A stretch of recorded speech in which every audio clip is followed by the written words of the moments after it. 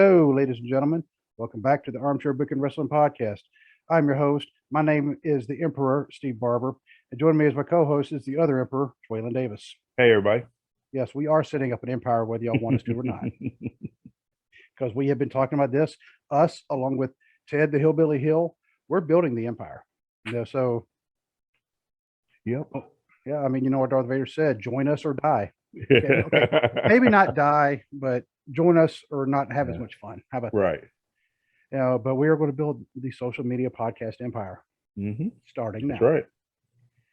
And today, to talk about what we're going to really build up with the empire. Okay, that sounded really stupid. Our first topic about the empire is going to be the pay-per-view premium live event that just happened last night, and that is Hell in a Cell in Chicago. And what did you literally call it, Dwaylen? About it was two great matches, sandwiched between a bunch of TV matches, basically. Other than the opener and the main event, everything else on that card could have been on TV. So basically, this was an episode of Raw, pretty much. And the match just a better episode of Raw. Better episode of Raw. And it was all very Raw centered anyway, because I don't think there was one SmackDown performer on here, was there? I think they said there was one, but I'm trying to think what that one was. No Ronda Rousey. Corbin and Madcap. Yeah, that was the only SmackDown match on the entire card, and there was only one Hell in a Cell match. I'm not saying they should go like old TNA and have like a Hell in a Cell match for every match on the card, but when that match is supposed to sell your pay-per-view, you'd think they'd have more than one match. Well, maybe they figured out, look, the match itself, having a bunch of them isn't going to sell. So let's just have one, but still give it the name. I mean, they could have called it Chi-Town Heat. They own the rights to that name, I'm pretty sure now. They own the rights to all the old WCW stuff. Most of it, unless they've let the trademarks lapse. Actually, the person who had gotten a lot of the trademarks, he's now back with them anyway. Yeah, that's true. Yeah. So maybe that was the reason they're like, yeah, come on back. Okay, come on back, because I need all that stuff that you got the trademarks for. You got all the Dusty stuff, and I need that back. Yeah. And speaking of Dusty, I mean, there were some throwbacks, some callbacks to Dusty last night that I did not know what to think about it. But and we'll discuss all that. But before we do, I want to go ahead and give our contact and listening info, because a lot of people like to turn off the podcast before all that's given. But we do this at the beginning anyway. So if you would like to email us at armchairbookingpodcast@gmail.com. You can find us on Facebook at facebook.com/armchairbookingpodcast. Find us on Instagram. Just look for @armchairbookingpodcast. Find us on Twitter @bookingarmchair. Find us on TikTok @armchairbooking. You can find us on YouTube. Obviously, you already know that if you're watching the video, because it's the only video platform that we use. You can find us on just about any kind of audio platform there is. If we're not there, let one of us know. You can let both of us know. Either way, but let us know, and we will do whatever we can to get it added. And you can also find our merch at tpublic.com/user/armchair-booking-podcast. You can find Dwaylen at @fat_daddy73. That's on Twitter. You can also find Dwaylen on YouTube, Big and Fat. Yep. That's his YouTube channel, and he's been putting out some videos. Y'all just don't know. Put out some videos, and apparently his daughter is very clumsy. Oh Lord, bless her heart. So luckily, nothing was broken. For anybody who doesn't know, that's not follow me on social water park that's near us. And so we were there. Savannah took Abby to this one ride. It's called the Cyclone, where it just kind of circles around. Well, she was getting out, and her hand slipped on the rail. Oh. And so when her hand slipped, her foot slipped at the same time, and her shin hit the corner of the step.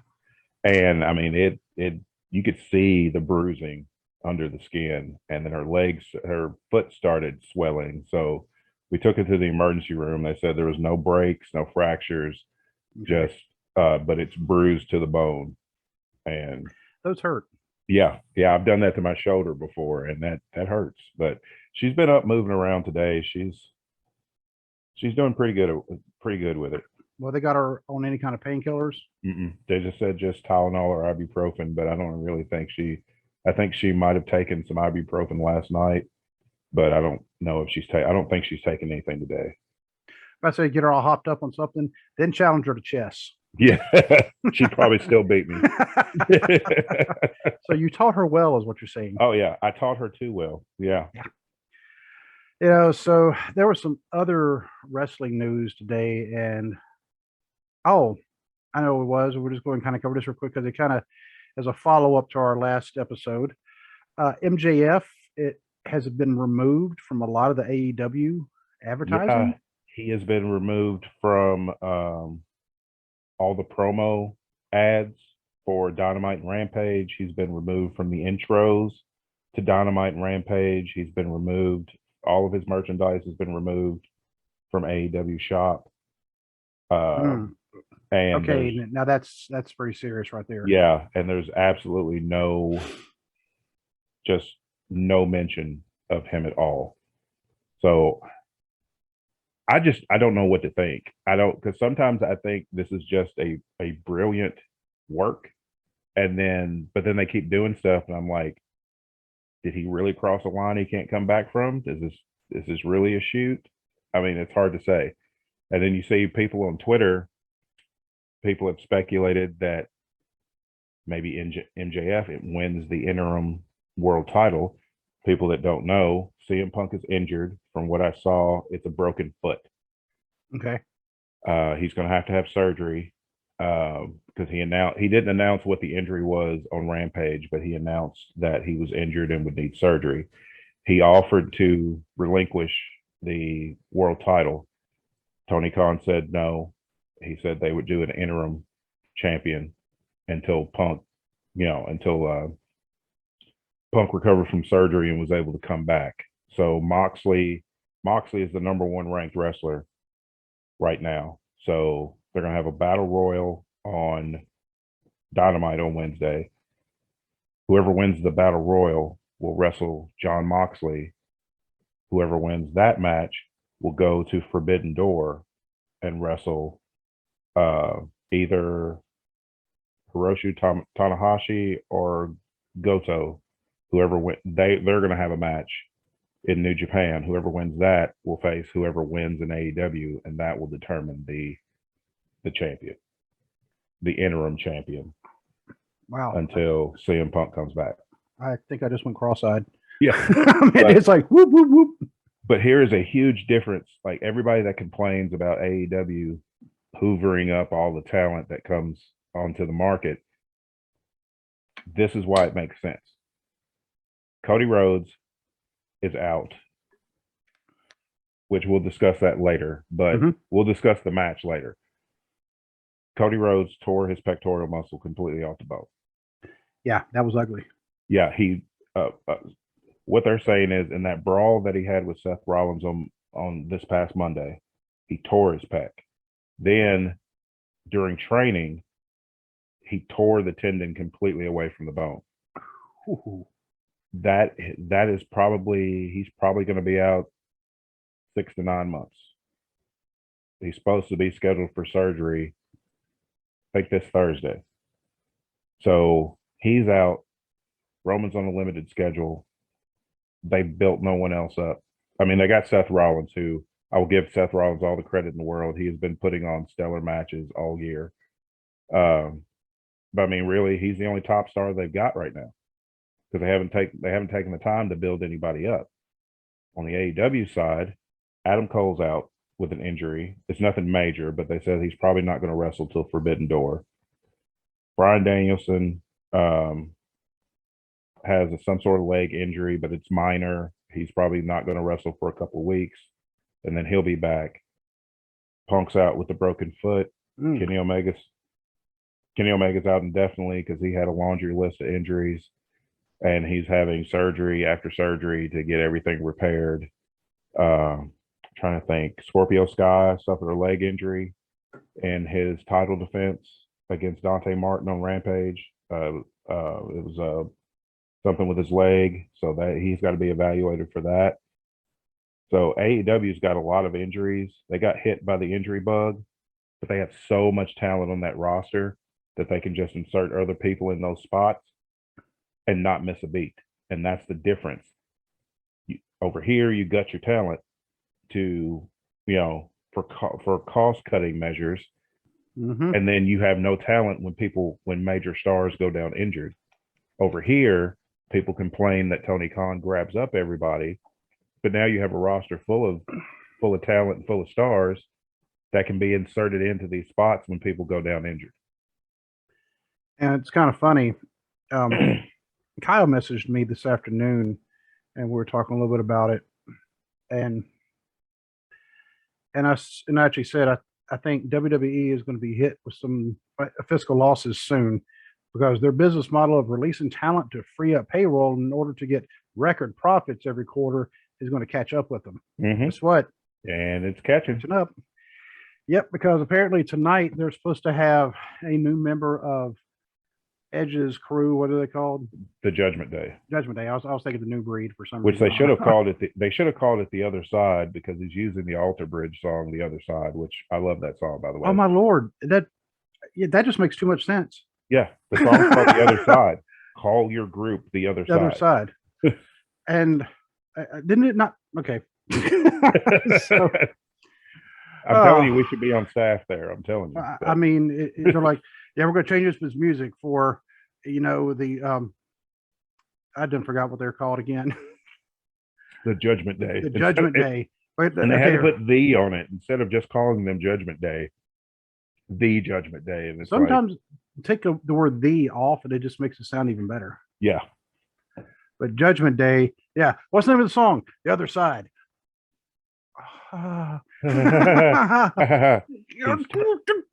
They've all turned heel. They all went to the other side. Music literally says it right there. But then knowing them to try to find a song called Judgment Day, which I'm pretty sure there is a song called Judgment Day. I'm sure there is. I'm pretty sure Ozzy has a song called that. Oh, I'm sure. Yeah. But apparently somebody is going to be joining them tonight, and there's rumors that it might be Tommaso Ciampa. Hopefully it is, because they've done nothing with him since he came to the main roster. Tommaso Ciampa plays an excellent heel, so he would be perfect for that spot. Yeah. The only other person I could think right now is if they had Finn Balor turn heel and join them. I can't really see AJ doing it, but I can see Finn Balor doing it. I don't want to see AJ turn heel anymore, just because I mean, he's really good as a heel, but I'd rather see him as a face. Yeah. And especially if they turned Finn heel and then Finn brought back the Demon for special things, and instead of being like the black and red and stuff, it could be the black and purple, because that's kind of their kind of Judgment Day's thing. But I'm hoping it's Tommaso Ciampa. Yeah, I mean, that would kind of make sense. The only thing I could see where it might not happen is because Tommaso Ciampa, he is also more of a leader. That is true. Yeah. Yeah. And so, I mean, you put him in there with Edge, it's like, okay, because Tommaso Ciampa was always like he was the spearhead of things in NXT. Yeah. All of a sudden you're going to have him following somebody. It doesn't matter if it's Edge. I mean, but so maybe he'll undercut him down the line and boot Edge out and take over. Yeah. I mean, kind of like what The Rock did. Yeah. Yeah. But that's when we found out The Rock had, all the charisma. Oh yeah. So, but one of the place where I heard that was today on a new show from TNC Sport Talk called The Throw-In. It's only Justin. Right now, Justin and Trey, the show, is on a hiatus. They're trying to work some scheduling things out, for now. But when they get that kind of worked out, then they will have, the show back. But for now, Justin is going to have his own show every weekday on YouTube, 2 hours between 6 o'clock and 8 o'clock in the morning. Yeah, I saw the times. I'm like, man, that's ambitious. But yeah, but I mean, I know Justin, his actual work schedule. I mean, well, right now he got injured, so he can't work, but he normally works second shift. Oh, okay. So yeah, so that actually works good for that. Yeah. And it's actually early enough where he's not rushing to try to get it done. Right. Because that's second shift used to be my favorite shift to work when I was in the military. Because you can get stuff done before you go to work and during the week, and sometimes it's best to have like a day off during the middle of the week so you can get stuff done without having to stand with everybody else like on Saturday and Sunday or having to take time off of work. But if depending on what your sleep schedule is, you could actually accidentally like sleep in, not give yourself enough time before you have to go to work. Yeah. My favorite schedule, I always like third shift, except I had to stay on that schedule. Even when I was off, I had to stay on that schedule because if I tried to go back to a regular schedule, I got thrown off, and it took me like a week to get back right. So, yep. And third shift isn't, I guess, as bad when you have kids who are in school.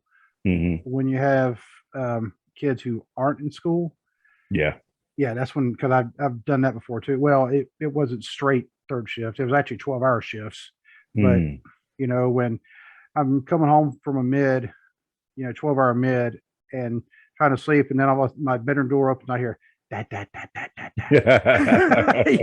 from my then year and a half old. Yeah. It's like that, because he wants dad to get up and, and can't get mad at him. He doesn't know any better.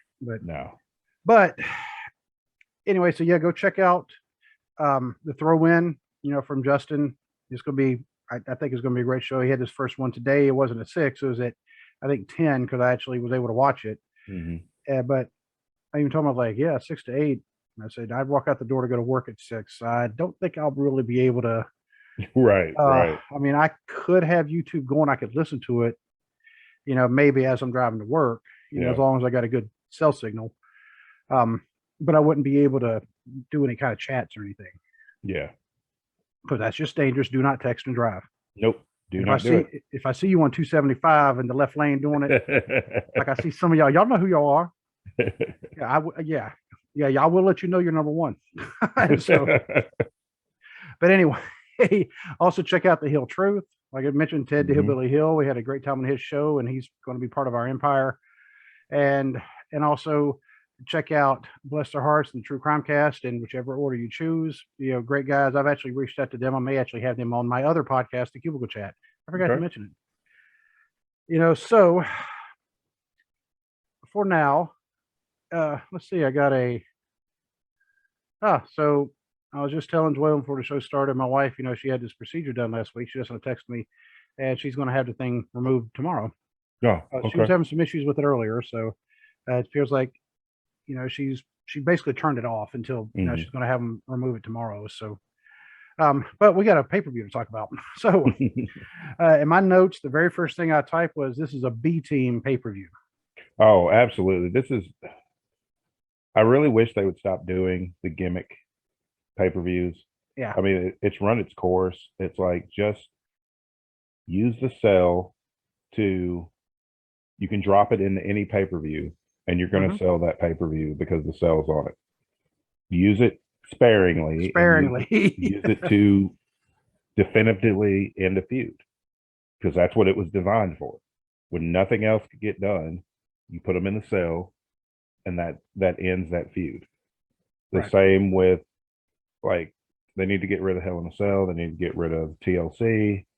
Yes. Honestly. Yes. You don't even have to have the Elimination Chamber pay-per-view. You could put the chamber matches in any pay-per-view, because they have one women's and one men's. You could put that on any pay-per-view and sell that pay-per-view. I think if they would cut out some of these filler premium live events, that then they would have more time to concentrate on actually building storylines and not just hot-shotting things 3 weeks at a time. And one of the things, since they're doing one on average about once a month, and they're doing it all on the network, so they're no longer getting the actual pay-per-view revenue where people are buying it. Right. But you're still spending all the overhead. Exactly. You're spending all the. I mean, I know you get the ticket sales and everything from the venues, but you're spending a lot of that money, like you said, on your overhead. So if you cut out some of those, put more effort into the more important pay-per-views, then I think your views will go up on Peacock. Your ticket sales are going to go up, and you're going to actually have better stories because you've got more time in between each show. Yeah, because I think the ticket sales, it's kind of a wash between if it's a regular pay-per-view or Peacock, because they're usually going to get that anyway. Yeah. But which was the one, was it Money in the Bank that they were going to have at Allegiant Stadium? Yeah, and they couldn't sell it out. It's sold out now because they've moved it. Because the problem is Las Vegas that's UFC territory. And UFC it is the UFC territory. And UFC has an event that same weekend that Money in the Bank was happening. There was no way they were ever going to sell out that stadium with UFC in town, because people were like, do I buy tickets to WWE? Do I buy tickets to UFC? And, especially with this economy, there ain't enough money to go around to do both. There ain't. I mean, so they never said exactly why they moved it, but that's why. It was low ticket sales at that stadium. So they moved it, and now they've sold it out, because you move it to a smaller venue, you're going to sell it out. Everything doesn't have to be at a giant stadium Money in the Bank is not a stadium show anyway. No. I mean, it's like the top of the bottom. Yeah. If you ask me, but it's not one that's going to sell out a stadium. No. WrestleMania is going to sell out a stadium. The Rumble is going to sell out a stadium. Yeah. SummerSlam going to sell out a stadium.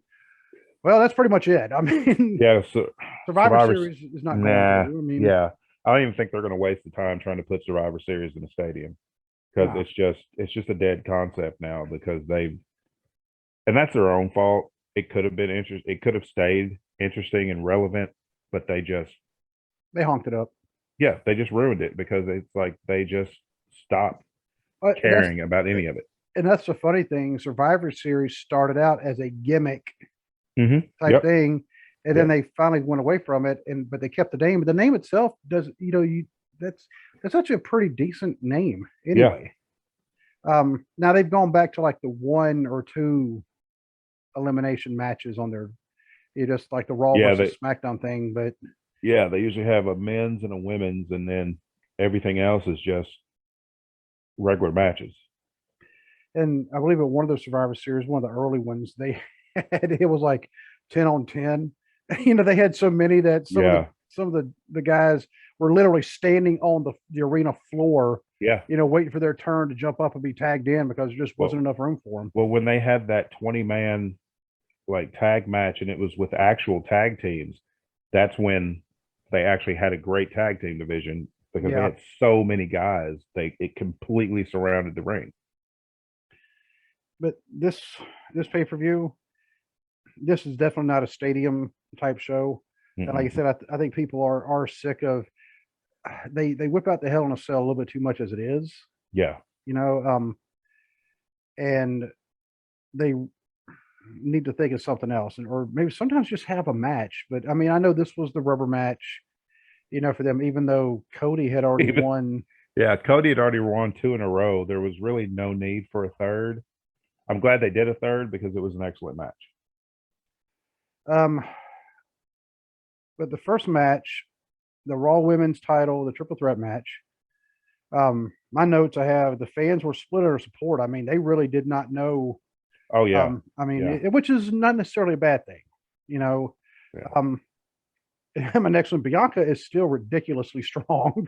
She's ridiculously strong. She is ridiculously over, because when they announced her last, that crowd just erupted and just started chanting EST. Which I am so glad they actually remembered. Oh yeah, our champion should be introduced last, not first. Yeah, not first. Not first. Definitely not middle, because that makes no. But I said there was a lot of good action from all three, which there was. then my last thing was, how many times can Asuka be thrown out of the ring? Yeah. Man, that's the thing. And I mean, the match was great. It was an excellent match. It got the crowd hot. And this not a knock against any of the women. It's just how WWE lays their triple threats out. Yeah. There's way too much of, we're going to throw one person out of the ring. They're going to disappear for about 5-6 minutes. And then we're going to have this one-on-one match. And then somebody else is going to get thrown out. And then we get this one-on-one match. Yep. And it's like, if that's what you're going to do, then just have one-on-one matches. Yep. And you know where oddly enough, where I really noticed their formula for that was when I was playing one of the WWE 2K games. Yes. Yep. You really notice it then. Yeah, you really notice it then, and you start thinking back to matches, and it's like, this actually happens in their triple threat matches. Yeah. Because I've seen other companies do triple threats, and there's not nearly, somebody generally gets thrown out in a triple threat match. But generally in other companies, those people get right back in and, go after at least one of the competitors, if not both. They don't spend 5 or 6 minutes on the floor while the other two, work the match. Yeah, they're taking a break. They're out there sitting back, smoking a cigarette. It's like, all right, on my turn. All right.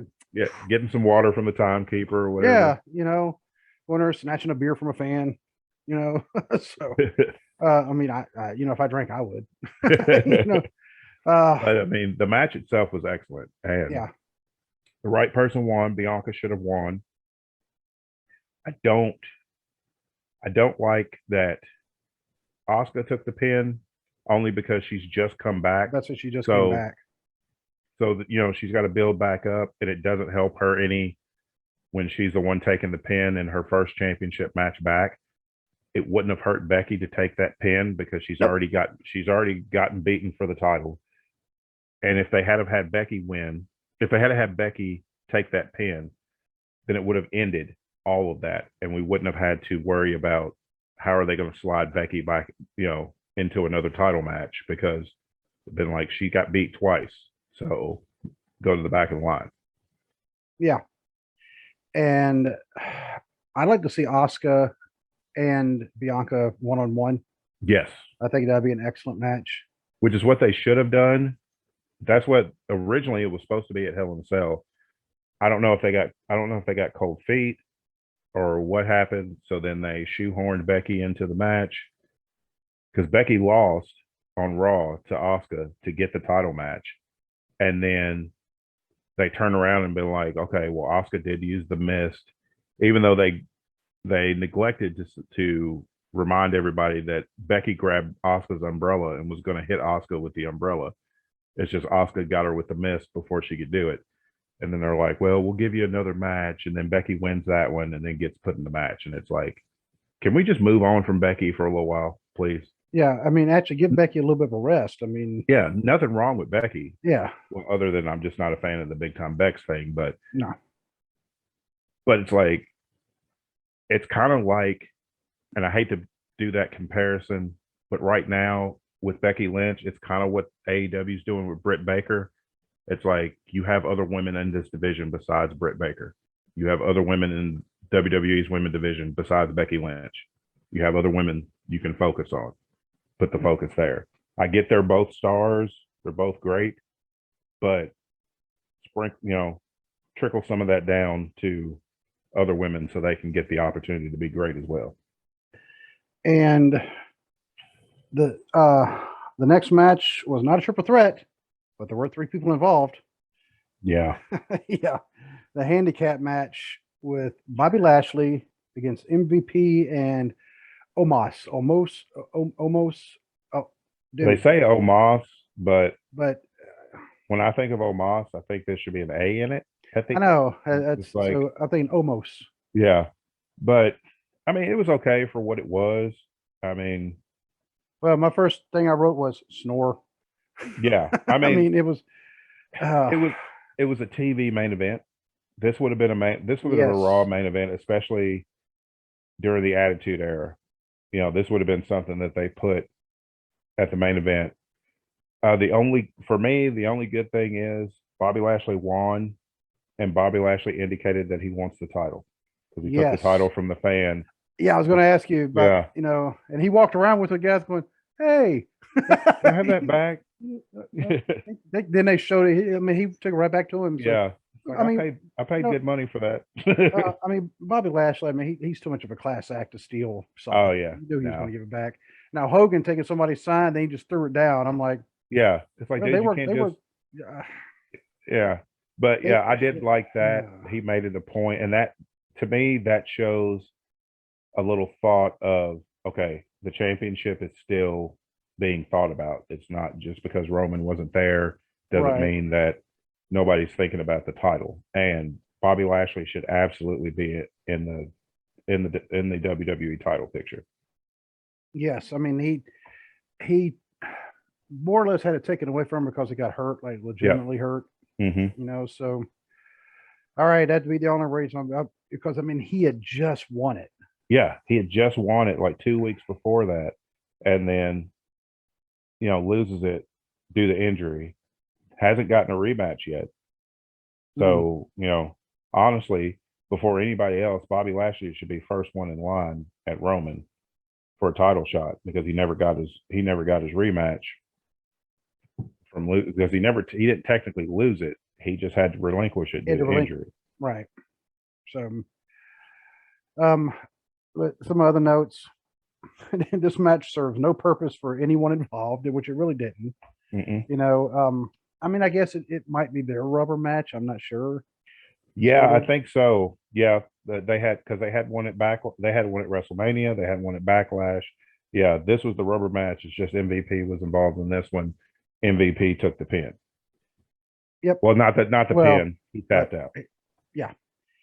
And Cedric Alexander getting involved there at the end, I was like, I mean, maybe that's kind of a precursor for something else, but if Shelton Benjamin wasn't out injured, I'd say maybe they were going to revive the Hurt Business and just have it be Bobby Lashley and Alexander and Benjamin, which I would be fine with because I love the Hurt Business, and I still to this day don't understand why they thought it was a good idea to break them up. Because Bobby Lashley has said in interviews that he fought to keep that group together. He said, I didn't want us to split up. He's like, I talked to the higher ups and was like, this is not a good idea, but they wanted to push Bobby, as the top heel, and they could have done that and still kept Alexander and Benjamin. As his like enforcers or backup or or at the very least, I mean, the guys you put in front of somebody who's chasing the title. Yeah, I mean, and every good heel needs to have like that barrier.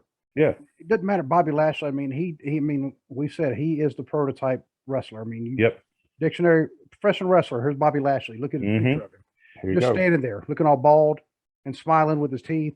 Yeah, and looking like he was carved out of granite. Yes, and then as long as he doesn't talk. Yeah. Because a super nice guy. You can tell from the way his voice. It's like, hi, I'm Bobby. Okay, I was scared of you. Okay, I'm still scared of you. But it's like, oh, and then you hit me, so I'm still scared. I'm still scared, and my arm's broken.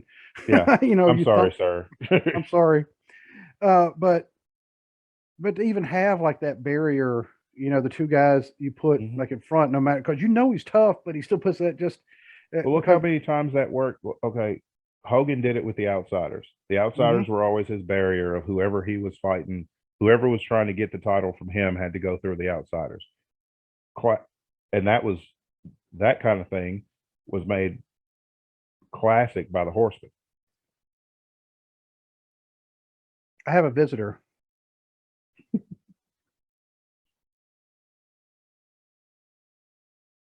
Go. What it is, I have my flat panel charger in here, and of course he runs his phone all the way down dead. Every day, at least twice a day. We tell him, stop running your battery down. You're going to end up, you're going to kill the battery, and then it's not going to keep a charge very long. Yep, and it's kind of to that point. Well, and then he'll put it on the charger, and then after it hits like about 18%, he's like, that's good enough. Yeah. Yep. My kids do that. My mother-in-law does that. She will she is the worst about killing a battery. She'll run it down and then she'll put it on the charger and it'll get to about 50%. She's like, oh, that's enough. And it's like, and that's why your phone doesn't charge very well. Yeah. Yep. I mean, I granted, I'm the opposite. I mean, I'll be I'll be charging my phone a little bit too much at times, but I'm that way sometimes too. Yeah. But I'm like, well, if I'm charging it, it's working. Yeah. So, and right now, I mean, I'm actually holding two phones, one with the armchair booking phone case. Mm-hmm. And the other one's my old phone that basically I use for like almost like an iTouch, which apparently they're no longer making. That just came out today. Oh, but really? This one has all my music on it. Oh, okay. Because I screwed up, and when I got this one, I got a half the hard drive space of this one. So I had to delete all the music off of it, but I still have the music on here. So because I have like 3,500 songs on here, so I didn't want to lose all that. But anyway. Oh no. But right now I have all my notes on here from the premium live event from last night, and I said the match was also hard hitting and brutal, which it was. I mean, which we expected it to be. Yeah. At the end, I said Lashley deserves better. Yes, absolutely. Lashley is a main event player. He deserves to be in the title picture, not getting Omos over. If Omos needs to get over, then send him to NXT. Mm-hmm. I mean, granted, I'm pretty sure they don't want to have like somebody 7 foot tall in NXT, But I mean, if that's I mean, you restructured it to where that's your true developmental. So if he needs some more seasoning, then he needs to go to developmental. And not only that, but I mean, he played for University of Central Florida, so he knows Orlando anyway. Exactly. Here's the thing: it's like he, as big as he is, the size thing is a detriment to him a little bit because he's only going to get so much better. There's only so much that you can do in wrestling with somebody that tall and that big. You're not going to get those crazy athletic moves that smaller big men can do these days. Right. You're just going to get your typical David and Goliath type match every single time. I stand corrected. It was South Florida. Oh, South Florida? South Florida, which, is in Tampa. And also said, and for Morgan State University. Okay. That's, okay. But I just remember he played basketball down in Florida because if you're 7 foot tall, you probably are going to be playing basketball. Yeah. Whether you want to or not, somebody's going to hand you a basketball and say, go, just stand just outside the lane. We're going to throw you the ball kind of high. Nobody else can get it. And you just reach over from outside the lane and just drop it in. Yeah. That's it. I mean, you don't have to go to the other end of the court unless we need you to block because we don't want you running. No. Hurting yourself. Yeah. You're going to get blown up or blow a knee out or something. So you just stay right here. His real name is Tolupe Omegbihen, but his nickname is Jordan. Okay. So, but anyway, he's always smiling too. So it makes you think he's probably also a nice guy. I think probably, God. Yeah. Thank God. So, but yeah, Lashley needs to be back in the main event scene. Have him against Roman. Yep. Lashley, who is a world-class wrestler, like amateur wrestler. He went in the army to wrestle. Yeah. Which I'm still kind of on the fence what to think about that. And it also goes back to what Mr. Faulkner, he yelled at me for auditioning for the Marine Corps band. Yeah. Yeah. And he's like, you don't go to the Marines to be in the Marine Corps band. You go to the Marines to be a Marine. Right. I got mad at him. And then years later, after serving however many years in the Air Force, I was like, okay, I get it. So,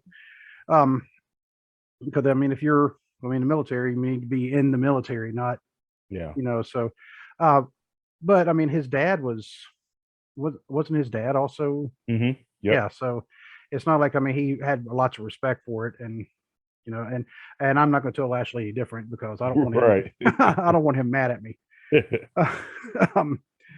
But the next one, and the way I actually wrote this out, it almost looks like three people. I said Owens versus Elias / Ezekiel. Yeah. And I noticed that Elias Ezekiel, he has ribbons on his arms like the Warrior, but he does the elbow drop like Savage. Yeah. And Did you notice he got busted the hard way? I did.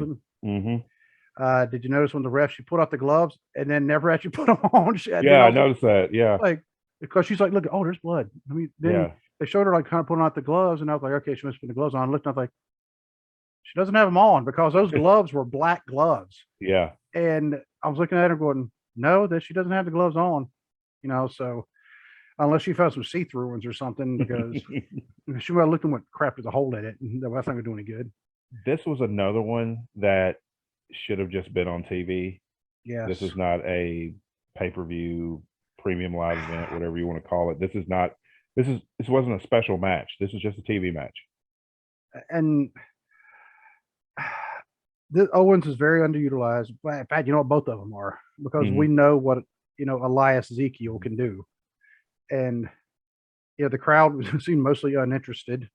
The match premise is stupid, which it is. That's Elias. I mean, I love Kevin Owens' commitment to it. Yeah, but he deserves so much better, and Elias needs to go back to the old gimmick, because this whole, I don't even know what to call this, but it's like there's a ceiling for this, and this is called bottom of the mid card. Yeah, is where that ceiling is at. This is not United States Championship, Intercontinental Championship, or higher. This is, here's where he's going to be stuck. You're the second or third card match on the card. Mm-hmm. Yeah. Yep. Which is not going to be for a title. No. I mean, in the Royal Rumble, you're coming out there, you're like the fourth person thrown out. Yeah. You're probably the first person in and the fourth person thrown out. Which is kind of funny, because Elias, sometimes he was the first person in. Yep. Because they're like, we don't have any theme music for him. Just go out there, which is weird, because they always had theme music for him at the end. Like when the rare times he wrestled a match, he'd have music playing when he won, but then no theme music when he came out. And think about this: 2 months ago, Kevin Owens was in one of the headlining matches at WrestleMania. Mm-hmm. Yep. Had to go from that to this. I mean, Kevin Owens is a former Universal Champion, United States Champion, Intercontinental Champion, NXT Champion. I mean, he's not even counting what he did in other companies. That's another dude that should be in the title picture. He's a main event guy too. Oh, absolutely. And he looks like an everyman. Yeah. And I think that's why people they get behind him. Yeah. And the guy can wrestle. He can do high flying stuff. And for a guy his size, he should not be pulling off that moonsault that he pulled off last night. No, he shouldn't be, but he does. But he does. The guy can talk. It's like he's got everything that they always say that they're looking for. Kevin Owens has got all of it, but yet they never push him at the top of the card. He's got all that in a dad bod. Yeah, exactly. And I think that's the problem. He has a dad bod, and he's not carved out of stone. And it's like people tend to get behind people they can relate to. They get behind people that look like an everyday person. Yep. Everybody walking around, nothing against Bobby Lashley, John Cena, anybody like that, but no, you don't see people like that just walking around on the street, No, they're not on the street, they're in the gym. Yeah. But you see guys like Kevin Owens, or Sami Zayn, or guys like that just look like ordinary people. Yeah, because Dusty Rhodes, I mean, he didn't look like he was carved out of granite. No. He looked like he was carved out of mashed potatoes. Exactly. And people got behind him. Yeah, Dusty looked like the truck driver that lived down the street. Yeah. I mean, down with the flannel and the ball cap and everything. Yep. And, and that truck driver, you weren't going to mess with him. No, not at all. I mean, and I actually said both deserve better. I mean, probably Kevin Owens more than, Elias Ezekiel. Yeah. And Double E. Because, I mean, he's just now coming back, and he's probably thinking, y'all want me to do what? Shave my beard? You want me to shave my beard? Not do anything? Once again, this is one of the things where the brain trust in WWE was like, oh, all of this, the guitar work, the singing, the crowd interaction, the look, all of that got over. So let's strip all of that away and do this generic thing over here, to where you look like you got some of John Cena's leftover gear from when he first started. Yeah.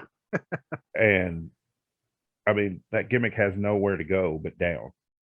And I get the guitar gimmick probably was not going to hold any titles, but it was very over. People loved it. Even when he was a heel, you know, he was still doing the walk with the lights, and the fans they were booing what he was doing in the ring, but they were cheering him. Yeah. So, and the walk with the lights thing, I mean, they had a license to print money with that, and they just I have a T-shirt that actually it's one of his T-shirts, the Walk with Elias shirt, and they just messed it up as usual. They just took something that really worked and was like, oh well, this wasn't the plan, because probably what the plan was, he was supposed to be a heel, he was supposed to generate all this heat from the crowd and all that. Well, he got over, and that probably wasn't the plan for him to get over. So then it's like, well, we're going to scrap all that because you got over in spite of us. Well, the weird thing was, I know they switched him face, but then he couldn't, because his promos. I mean, he's another excellent promo. Yes. And his promos, I mean, you can almost tell he's coming up with this right off the cuff. I mean, you know, if there's any thinking about it, he did it on his way to the ring. Yeah. And nobody wrote that for him. And you know, well, when he was a face, all of a sudden he couldn't cut on the town he was in. Exactly. You know, so but people, he was the cool heel. Yeah. You know, Tully Blanchard never turned face. No, some people don't need to be face. It's like WWE thinks that eventually everybody has to become a face. No, there have been career heels in pro wrestling, and they worked just fine. Yeah, because I don't think Blanchard ever turned face. No. I was going to say Kamala, but no, Kamala was a face every once in a while. Every once in a while, yeah. Even Abby, I think he was a face-ish, depending on, you know. But I know there were some that, like you said, never ever turned face. Most of them managers, like Skandor Akbar, he was never going to be a face. Right. You know, I don't think Iron Sheik ever turned face. Now, the Iron Sheik, his Twitter, and like him now. Oh, yeah. Like, his Twitter is fantastic. But you know, and you could tell his thoughts of Hulk Hogan. Oh, yeah. You know, I will say it's not family friendly, so I'm not going to repeat the things that he says on his Twitter. But man, the dude is hilarious. And, oh, yeah. You know, he's become like this cult kind of figure. You know, but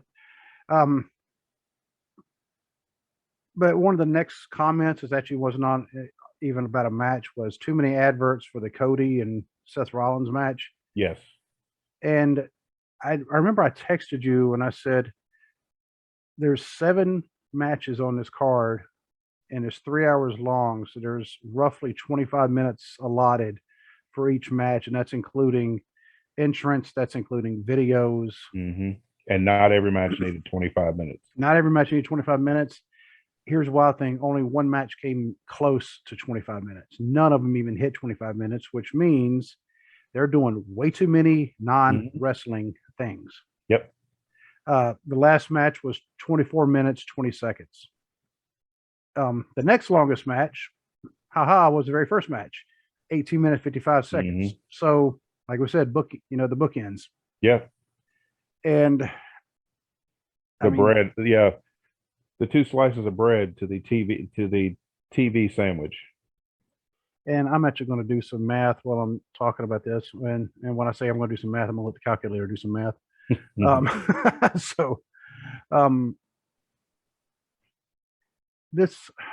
It's ridiculous how I was like 7 matches. That's not a lot of matches for. I was like, so they must have a lot. They either going to stretch these matches out, or they're going to have a lot of filler. They had a lot of filler. Yep. You know, so the mixed tag match, which I'm not a fan of mixed tag matches anyway. I mean, for me, it depends. Excuse me. Sorry. For me, it depends on who's in it. And true.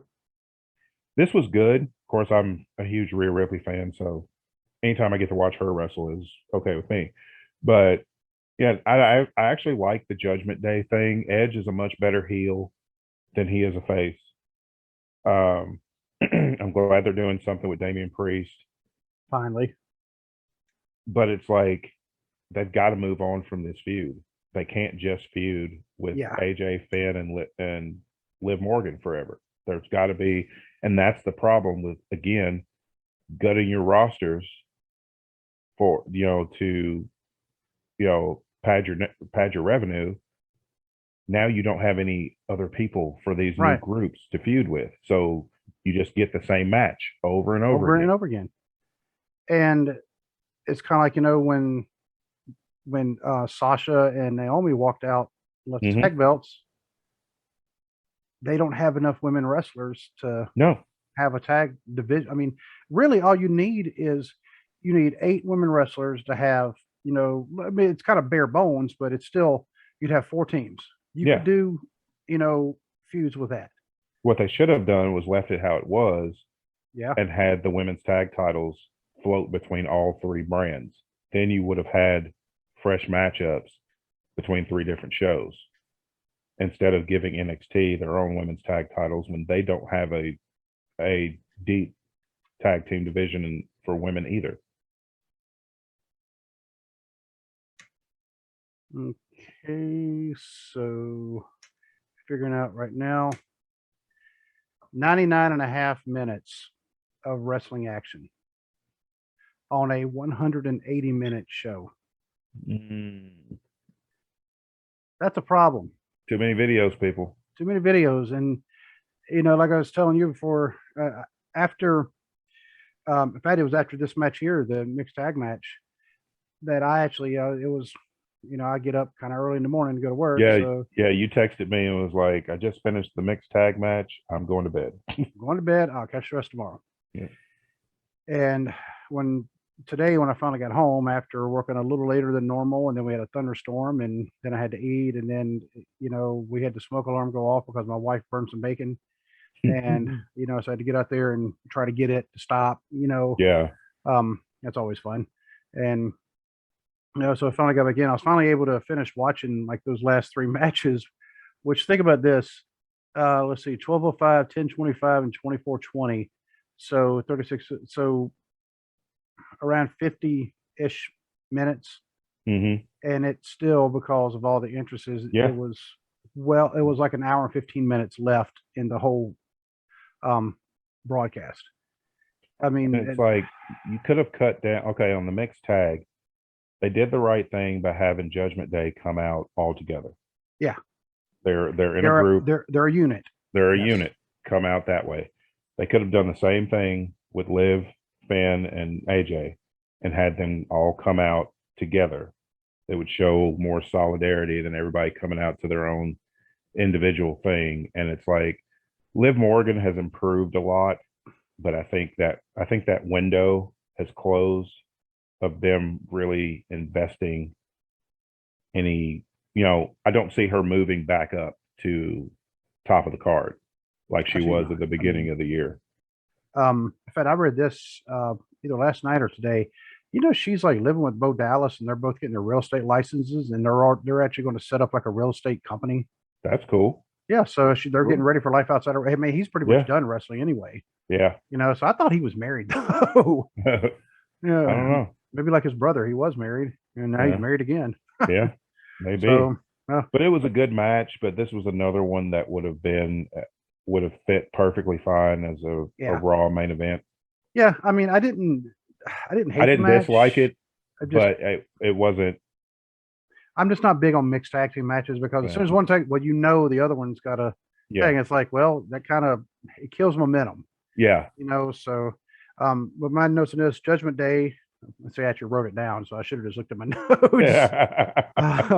They're the response to the House of Black, which we've talked about that, which is still inspired by the Army of Darkness. Yes.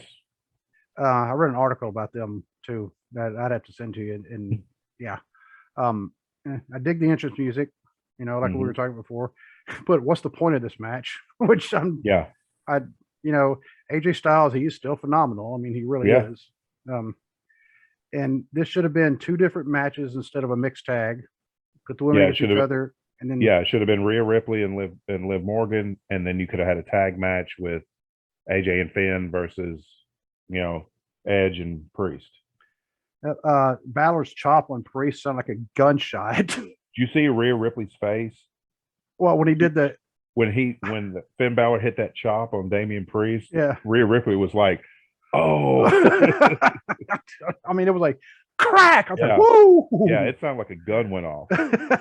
So, and I did put Spot Fest, not a whole lot accomplished, because I mean, even though they do good spots, Yeah. you know, the people involved, yeah, I mean, they should have good action, but it was not a, it didn't do much for me. I mean, there wasn't much there. It's like, because the thing is, any combination of these six we've seen on TV yeah, for the last 2 months, and usually Judgment Day is winning. So it's like, obviously you've proved your point. Move on to somebody else. and let's see. I actually looked up Judgment Day to see if they had any kind of updates, and no, but I didn't know this. Edge is 6'5", Damian Priest is 6'6", Ripley, she's 5'8". So they got some height going for them. Yeah. But you know, Edge and his new hair too.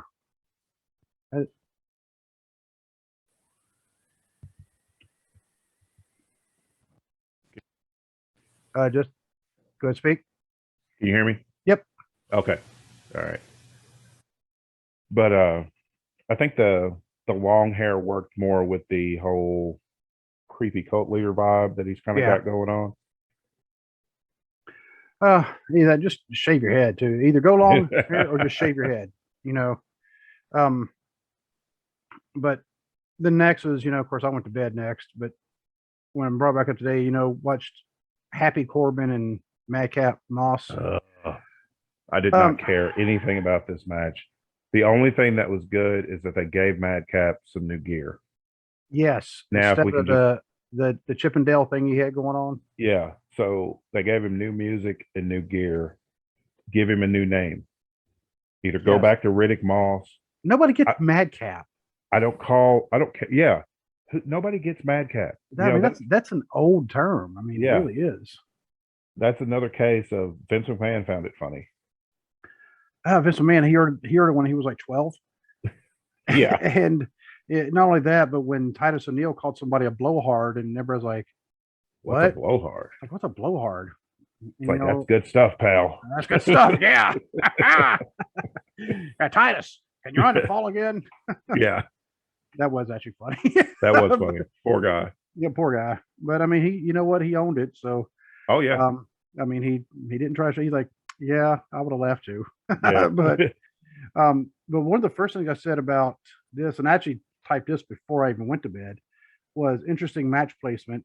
I said probably would have been better off right before the final match. I mean, because this would have been like a blow off match. Yeah. You know, I mean, it was no holds barred. You know, so they did take advantage of it being no holds barred. I mean, they did break out, you know, some weapons, and I said it wasn't horrible, but it definitely wasn't great. And hopefully this feud is over. I'm tired of it. I hope so. I need Corbin to go back to the lone wolf thing. Either that or go back to broke Corbin, lose your money again, because that broke Corbin stuff was fantastic. But this whole Happy Corbin thing is annoying, and do something with Riddick Moss, because he deserves better than what he's getting. Yep.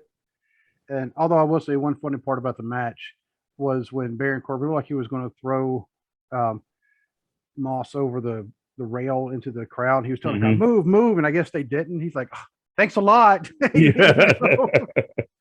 So I mean, he knows how to work a crowd. Oh yeah.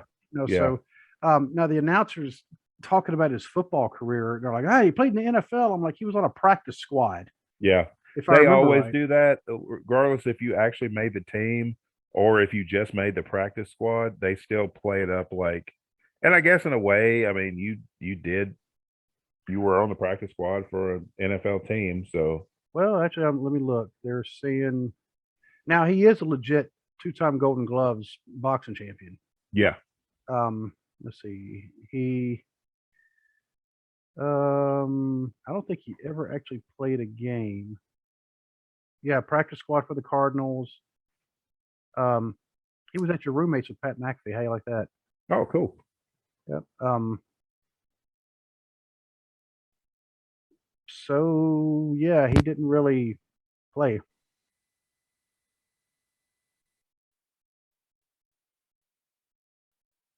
Nope, lost you again. All right, my headphones are doing something weird. Okay. All right, cool.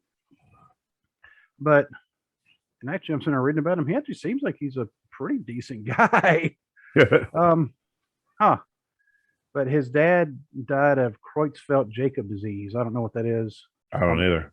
But the necklace that he has on sometimes is actually his dad's wedding ring. Oh, okay.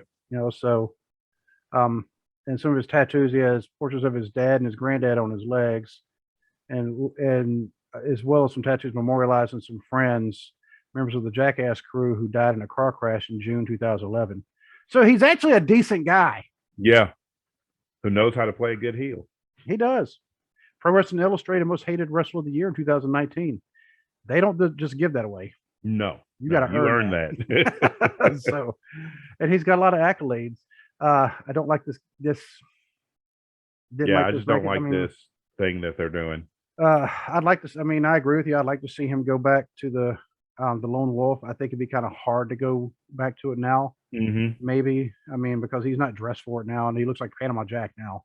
Yeah. And so, but the next one, this was the Let Me Up match because it was right before the main event. Yeah. And I think it's kind of wrong to have a title match as your Let Me Up match. Yeah. And, but it's the U.S. title, and they don't care anything about it anyway. You can tell they don't care about it.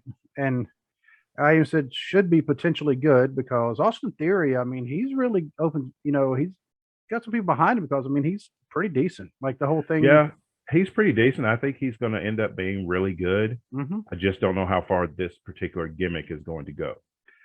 Hopefully, I mean, they get it changed. He keeps the skills, but turns against McMahon. Yeah. And says, okay, I'm done with that. And the crowd was not, this was not a really lively crowd anyway, but Chicago, they were in Chicago. They are that's a very hard town to get, you've got to really work hard to get to keep that crowd's attention because they will turn on you quick. But Mustafa Ali is a hometown boy. Mm-hmm. That's what I'm like, wow. Yeah. I mean, it's only the second title match of the evening. Is he injured still? Because he really didn't use a lot of flying stuff. I don't know. I don't know if they've had him tone that down to work a more mat-based because of Theory style, or if he's injured. I haven't seen anything anywhere that he's still injured. Yeah, but I mean, and it's kind of hard to tell sometimes when they like jump and they're supposed to jump on the person, but they come down on their legs.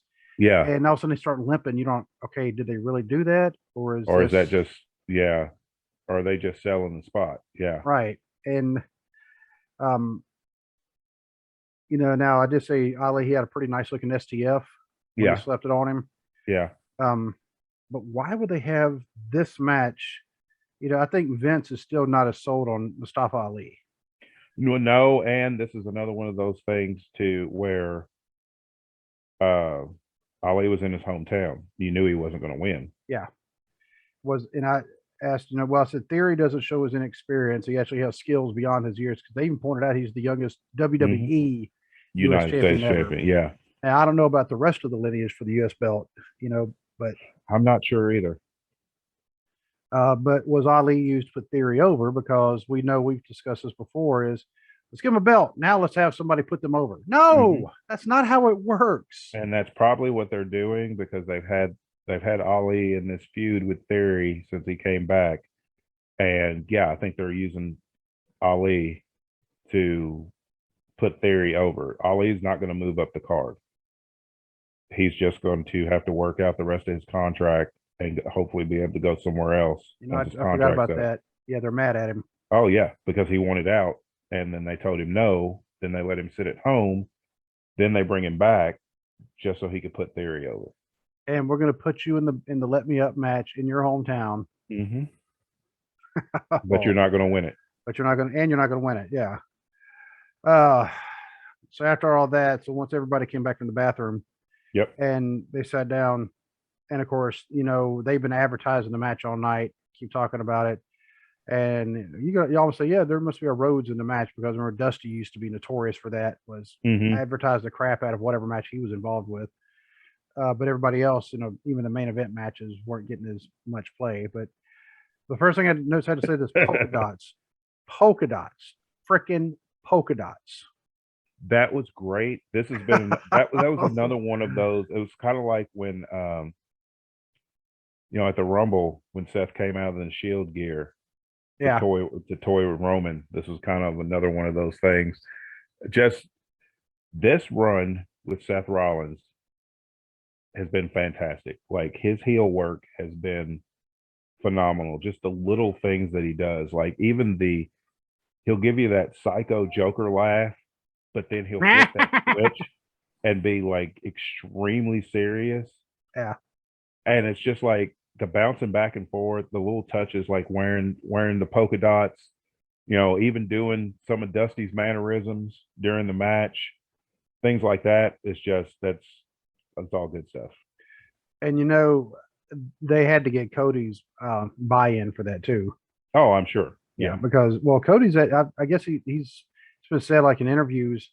He said that if anybody comes up to him and is basically imitating Dusty's voice, like the way Dusty, used to say things, they said Cody will not talk to him. Right. Yeah. So, I said the Cody entrance is one of the best. I mean, it really is. Oh, yeah.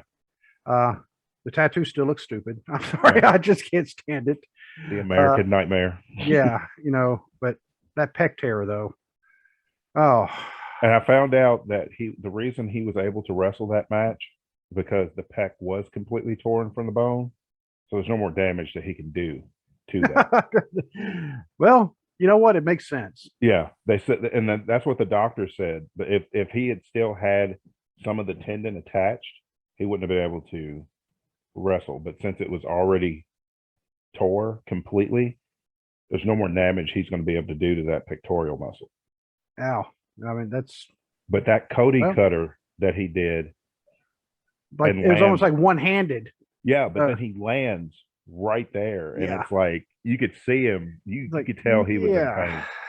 But hold on, I have something that I saw on Twitter, and I want to be sure I give the person who said it credit. The Twitter username is Shug Diehard. His Twitter handle is @Sugar Dunkerton. He said Cody had his flu game match tonight. Not many that would or could have took it there with that kind of injury. Real top guy type stuff. In case people wonder what you want to talk about the flu game, just watch. It was the 98.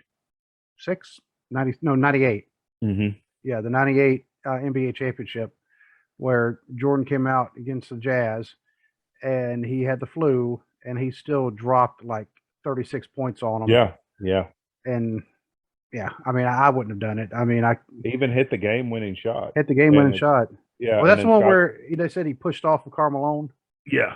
I mean, you see him, his hand is on him, but I don't think he really pushed off as much. I don't think he pushed. I think he just went around him and got, I think he put his hand on him kind of like leverage, but I don't think he really pushed. Right. Because they've shown that from so many different angles, and it doesn't look like he ever pushed. It just looked like he put his hand on him, kind of balanced and moved around and took the shot. Either way, LeBron wouldn't have done it with the flu. LeBron didn't do it with cramps at the Alamo Dome. Right. I mean, he had a leg cramp and 6 people had to carry him off the court. You're the strongest person in professional basketball, and 6 people had to carry you off the court because of a leg cramp. I've had leg cramps. I've never had 6 people have to carry me off anywhere. Right. For leg cramp. I mean, Jordan had the flu. He was literally going and puking like, yeah. Now, granted, I think it was probably wrong for them to let him play because he could have gave everybody else the flu. Yeah, but he probably said, "Get out of my way. I'm playing." Yeah. Well, before we get back to the match, Kobe Bryant tore his Achilles tendon during a game. Still shot his free throws before he went to the bench because the game that he tore his Achilles tendon in, he was a game to determine. It was the last game that the Lakers could win and make the playoffs. And Kobe was going to make sure that they made the playoffs. blew out his Achilles tendon, walked and made his free throws with a blown out Achilles tendon, made them both, and then went to the bench. Those free throws won that game for them and sent them to the playoffs. LeBron can't be bothered to help his team get to the playoffs with a tweaked ankle, much less a blown out. His ankle was sore and he didn't play the last couple of games. That it's like as soon as he knew they weren't going to make the playoffs, he was like, well, I'm not playing now. And they said there is one record he's about to do that even Jordan didn't do, and I think it's kind of a shame, but it's also a lot different times. They said LeBron may be the first active NBA player to be a billionaire. Yeah, they confirmed it, I think, over the weekend. Yeah. They confirmed that he's a billionaire, the first active player. But none of that matters when you're still, you've been to the finals 10 times and only won 4 of them. Right. None of that matters when you're trying to get people to, say that you're the greatest of all time, when the true greatest of all time has never lost a championship game of any kind. Nope. And he's been involved in a lot of them. Yes. And has never lost. College, 2 Olympics, 6, I've done run out of fingers. Yeah. But 6 NBA championships, finals. Yep. And won all of them. And here's the thing. All 6 of those they never went to a game 7. Yeah. None of them went to a game 7. Oh, but anyway, back to this. Cody Rhodes is a maniac, but I have nothing but respect for him because there's not very many wrestlers that to me, this puts him on actually a little above the Triple H pain tolerance thing, because Triple H's injuries happened toward the end of his matches and he still finished those matches, and that is amazing in itself.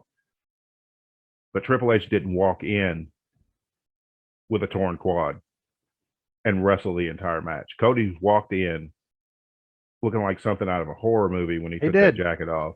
He really did. And wrestled an entire match with a completely torn pectoral muscle. Now, granted, Triple H did wrestle with second-degree burns from the... Yeah, he did from the dry ice. Yeah. And he was like, oh, that hurts. Yeah, you could see him. He wanted to grab his, because it hit him right here, one of the big spots right here, and you wanted to see him do this, and he's like, no, I'm gonna be that tough guy. I just stopped right there and been like, can I, here. Yeah, you know what? Just we'll sub. Yeah, I'm tagging out. I got to go. Yeah, so bring in Theory. He's pretty good now. Bring him in. But for anybody who I was talking to my wife about this the other day. To anybody who still wants to yell out, pro wrestling is fake. It is predetermined. They know who wins and who loses before the match ever happens. Much like a lot of times it happens in professional sports these days. But we're not saying that it's rigged. Yeah, I'm not saying that it's rigged, but there's some things that kind of make you wonder. Yeah, but if you want to see how real pro wrestling is, go watch Cody Rhodes wrestle in Hell in a Cell with a torn pectoral muscle. Yeah, because he put on, and I'd already seen some of the pictures of it, but then it's still, to be able to see it on the video, you're like, oh, that looks like it hurts. Props to Seth Rollins. He did what any professional wrestler is supposed to do. He protected his opponent. He made it look like he was attacking it, but at the same time, he made it look like he was attacking it. Even when he put him through the table, just that slight little turn that he did, that way it would go. Cody would catch the table on his left shoulder instead of his right. Things like that.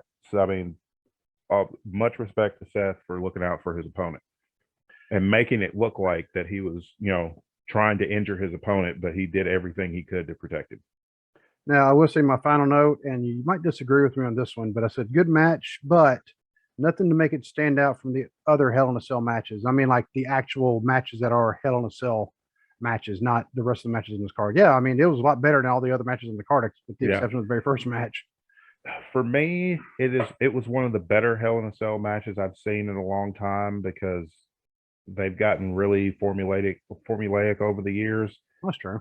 I mean, it's still the bar for Hell in a Cells is very high though, because Undertaker Mankind, Undertaker Shawn Michaels, I mean, they set that bar ridiculously high. Yeah. I don't know if anybody could ever touch it, but this is one of the better Hell in a Cell matches. This is one I would actually go back and watch again. Okay. I mean, so it's basically slightly above average. Yeah. I mean, yeah. But yeah, I mean, yeah, the bar, yeah, definitely. Well, the King of the Ring, Hell in a Cell from '98. Yeah. I think everybody that one is the gold standard.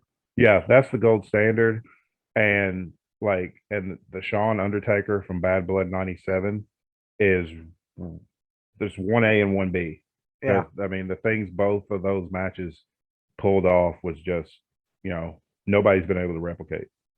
and if you notice, one of the things that the Undertaker Mankind one, that ever since then, they changed the design of the cell slightly. Yep. And you can see it. You're like, hey, it looks like there's gaps in there. They did that so they'd have something to be able to climb up. Yeah. Because they didn't have that for that one. They just climbed up on their own. And they're like, oh crap. They're It's like, this hurts, man. Yeah, man. So yeah, they gave them ways to climb up. I mean, yeah, it's not huge, but it's just enough to where you can, yeah, because wrestlers, I mean, they have their wrestling boots on, so I mean, they have to have something in order to climb up. So, but I even said, yeah, the match was brutal, as it should be. It's a Hell in a Cell match. It better be brutal. The worst, of course, one of the worst matches ever was also a Hell in a Cell match, technically. The Kennel in a Cell. Yeah, that one, and then the WrestleMania 15 Undertaker and Big Boss Man. Yeah, he hung him, and then he showed up the next night like nothing happened. Yeah, I mean, it was just a garbage match. It was just dumb all the way around. Especially, if you're gonna hang the guy like that, I need him to disappear from TV, not show up the next night like, oh, well, I'm fine, even though I was hanging from the top of the cell last night. I mean, it's like my daughter, when she talks about like 80s sitcoms, she's like, there's no continuity with them whatsoever. I'm like, you know what, you're right. No, I mean, there's not. And everything wrapped up nicely in a little bow in 27 minutes. Yep. And every once in a while, you may have like a flashback show where they may talk about something that happened, or but some of my favorite shows, like Different Strokes. Arnold, when he had his appendix taken out. Yep. They brought it back up like once, like 8 years later. Yeah. So that's just, I don't know why I threw that example out there. But anyway, yeah. So I mean, this was like I said, the B show. The reason I say it was a B show is because none of the world titles were involved. None of the tag titles were involved. Well, they're all held by the same three people. Yeah, but none of them were involved. The Intercontinental title has not been defended on a pay-per-view since WrestleMania 37. Big E and Apollo. Yep. And Apollo. I don't know where Apollo's been. He's just vanished from TV too. And that he got him and Commander Aziz. Yeah, they got drafted to Raw. They fed them both to Omos, and then they just vanished. All right, let's see. He's back in here to get the phone. Hold. What's it at? What's it at? 39. Yeah. See. And that's why the battery doesn't stay charged. And that's why the battery doesn't stay charged. So anyway, don't know what we're going to talk about Thursday yet. We figured out. Yeah, we usually figured it out. Because Dynamite should be pretty interesting. So. Yep. And unless we get an interview to hit us between now and then, which I haven't been talking to anybody about any interviews lately, just because of forecast stuff at work is coming up. Right. So, yeah. So I don't want to commit to something and all of a sudden have to back out. Right. I mean, it's one thing if it's just us, but then all of a sudden we start bringing in, third parties, and it's like, because we don't know when we're going to get them again. Right. But I mean, the one I did talk to some people at Revolution Rising. Okay. And I do have to give, Justin, I mean, yeah, like I told him, I found my tripod. However, now my microphone's not working. Oh, wow. Yeah, it may be a software thing. I'm not sure. So I let him know, hey, I found it, so, and I still have his handheld microphone. Yeah, it was so chaotic that I didn't, obviously I didn't mean to, back up his microphone, but, but yeah, we'll figure it out next time I see him, whenever that is, so, I'm pretty sure, like you said, with Dynamite happening and whatever's happening on Raw right now, we'll have something to talk about. Oh yeah. And I mean, it seems like somebody always does something stupid. Yeah. Here lately, Yeah. it's becoming summertime, so somebody's going to do something stupid. Oh yeah, somebody's going to do something really dumb. Yep. Hopefully, it doesn't involve them getting hurt or killed. Yeah. But but until Thursday, my friend, we'll see you. All right. God bless. God bless.